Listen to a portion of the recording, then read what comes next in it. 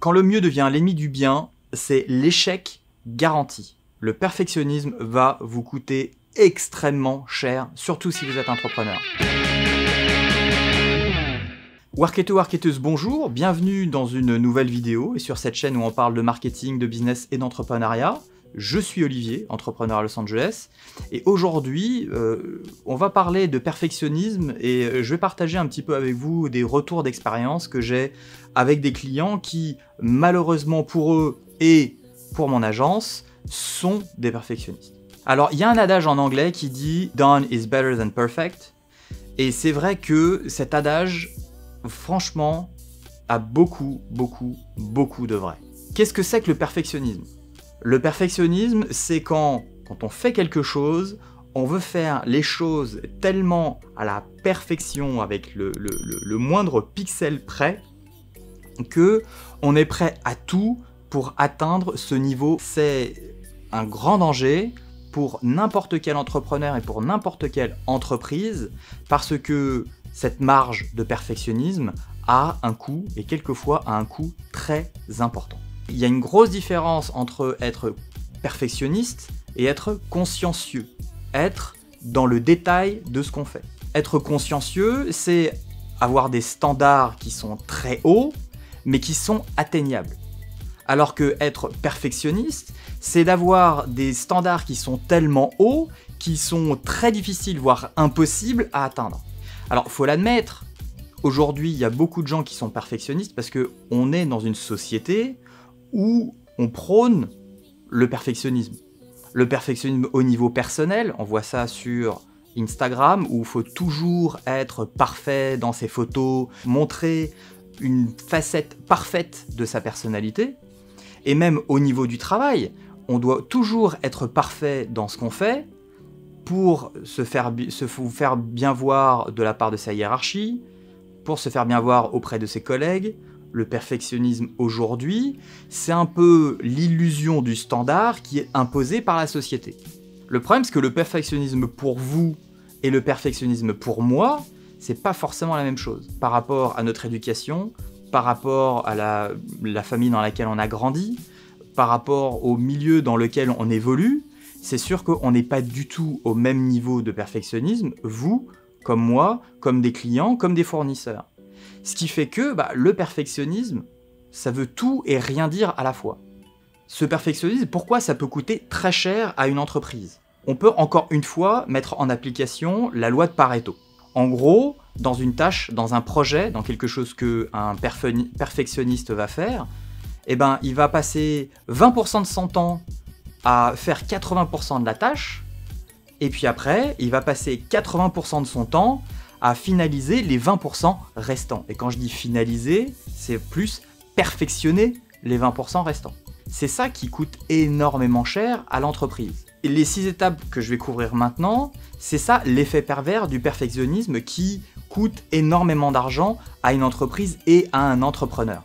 Déjà, la première étape, c'est que le perfectionnisme, ça demande une exigence qui n'est pas atteignable, qui en devient même une intransigeance qui fait qu'il n'y a pas la place à l'erreur. Et on est tous humains, et donc cette place à l'erreur, elle est importante à laisser, parce que quand on est un entrepreneur et que évidemment on prend des risques dans des projets qu'on fait, pour certains clients, etc., si on ne se donne pas cette marge d'erreur, on ne se donne pas cette marge de créativité qui potentiellement peut réussir, mais potentiellement évidemment peut aussi ne pas réussir. Cette intransigeance amène au deuxième point qui est la frustration de l'éternel insatisfait. Et les perfectionnistes sont toujours frustrés de ne jamais pouvoir atteindre cette perfection. Et c'est là où on arrive à la troisième partie, c'est les contrôles fric. Les gens qui veulent tout contrôler. Pour atteindre ce perfectionnisme, ces personnes vont essayer de contrôler l'intégralité de la chaîne du projet. Donc ça peut être par exemple pour un site internet, même s'ils n'y connaissent rien, etc.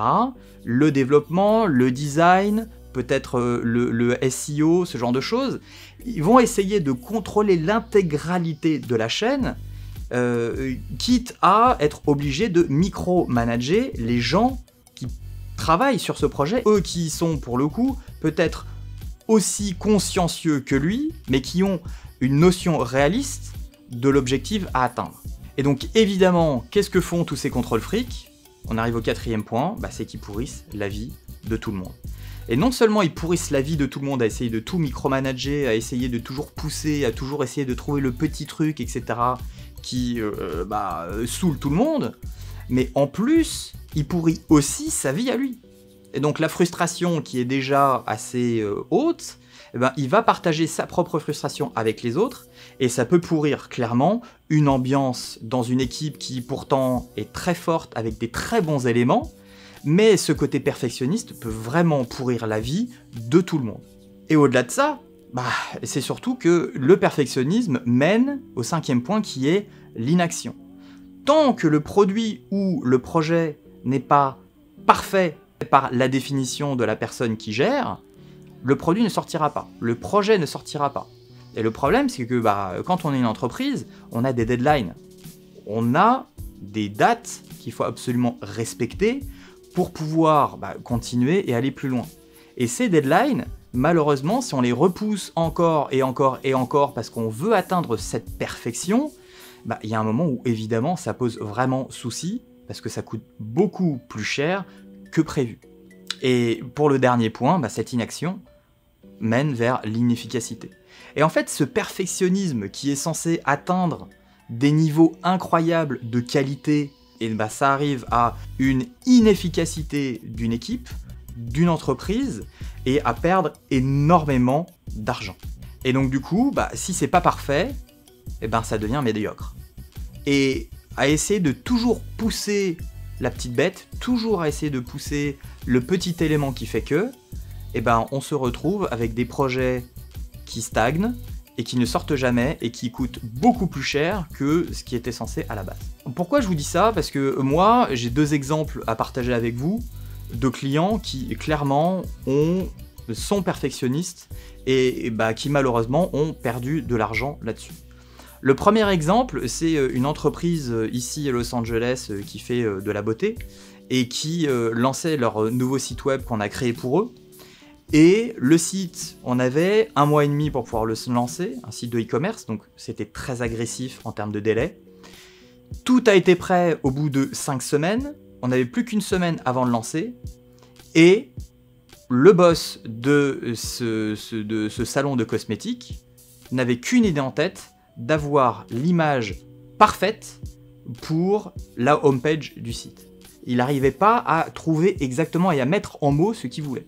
Et donc on a fait, je sais pas, une quinzaine d'itérations de cette image-là, qui malheureusement, à chaque fois, il y avait toujours un petit truc qui lui allait pas. Mais il n'arrivait pas à mettre les choses en mots. Qu'est-ce qui s'est passé derrière? En 6 semaines, le projet il était prêt à être lancé. Et juste pour cette image, et cette image seulement, on a pris 1 mois et demi de retard dans les dents. Donc au lieu de 1 mois et demi, et de commencer à lancer le site, et peut-être de changer cette image en cours de route, et de gagner 1 mois et demi, peut-être de SEO, peut-être de chiffre d'affaires, de promotion, de publicité sur internet, etc.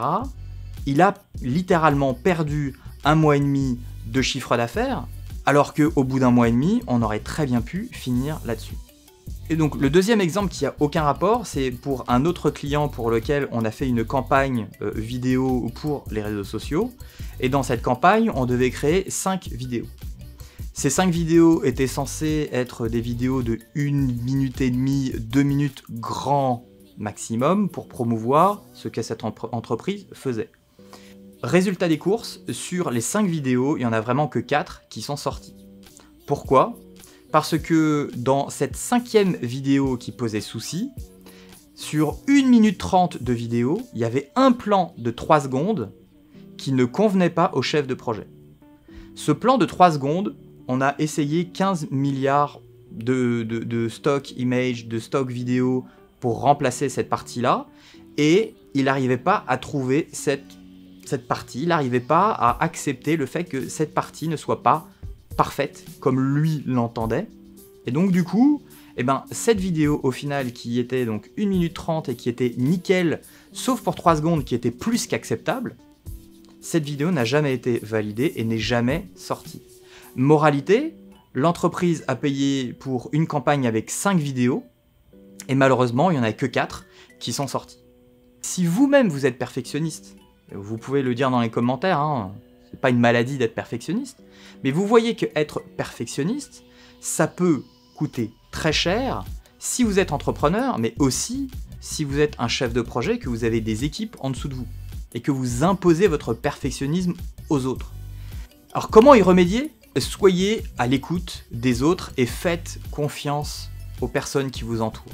Ces personnes-là, elles sont certainement, si vous les avez sélectionnées, vous en tant que perfectionniste, elles sont certainement extrêmement consciencieuses. C'est pour ça que vous les avez sélectionnées, c'est pour ça que vous les avez engagées, et c'est pour ça que vous aimez travailler avec eux ou avec elles. Et si vous n'acceptez pas que les choses ne soient pas parfaites, mais que eux jugent que c'est bien comme il faut, et que c'est plus qu'acceptable pour pouvoir sortir, n'hésitez pas à leur faire confiance. Même si vous, ça vous met en boule, ça vous fera du bien de voir les choses sortir et de voir des choses concrètes qui arrivent sur le marché. Mais il y a aussi une autre chose qui est super importante, c'est le digital marketing, c'est jamais vraiment gravé dans le marbre. Quand vous lancez quelque chose, que ce soit un site internet, que ce soit une boutique de e-commerce, que ce soit une campagne ou quoi que ce soit, vous avez toujours la possibilité de faire des modifications a posteriori. Et ça, c'est quand même super important. Si vous sentez qu'il y a des petites choses à revoir sur votre site internet, mais que tout le monde juge que le site peut être lancé parce qu'il n'y a pas des choses bloquantes, parce que le site n'est pas buggé dans tous les sens et que c'est plus qu'acceptable de sortir tel quel, n'hésitez pas à le faire et à directement commencer à travailler sur des petits patchs pour régler les problèmes que vous avez déjà identifiés. Mais ne pas sortir un projet digital, surtout quand il est en ligne, parce qu'il n'est pas parfait, c'est une erreur monumentale. Parce que de toute façon, vous pouvez modifier les choses en cours de route.